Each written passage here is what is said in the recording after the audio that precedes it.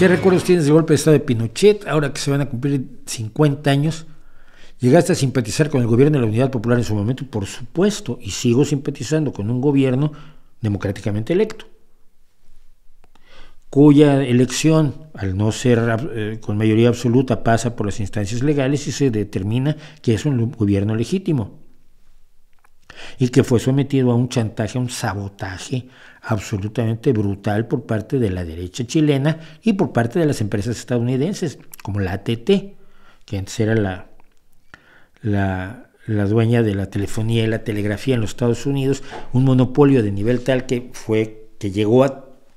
existió la necesidad de que el gobierno de los Estados Unidos ordenara que se separara el monopolio en muchas pequeñas empresas.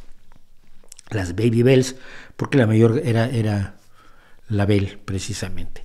Sí, por supuesto. Y por supuesto defendí a todos los chilenos que vinieron para México cuando grupos de la ultraderecha más repugnante, entre ellos dos personajes, Margarita Michelena, periodista de Excelsior, y otro despojo humano italiano que había por allí, se dedicaron a utilizar todo el argumentario nazi en contra de los refugiados chilenos. Yo fui amigo de muchos de ellos, me considero amigo todavía de muchos de ellos, y los defendí. Yo tenía 18, 19, 20 años, no tampoco podía yo hacer mucho más que gritar, pero gritaba lo que podía, por supuesto. Que hubiera estado de acuerdo con convertir a Chile en un estado marxista en el cual todos los medios de producción fueran propiedad del Estado, probablemente ya a los 18 años habría estado en desacuerdo con eso, evidentemente, pero nunca fue el caso,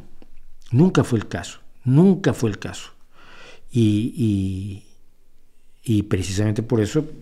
sigo defendiendo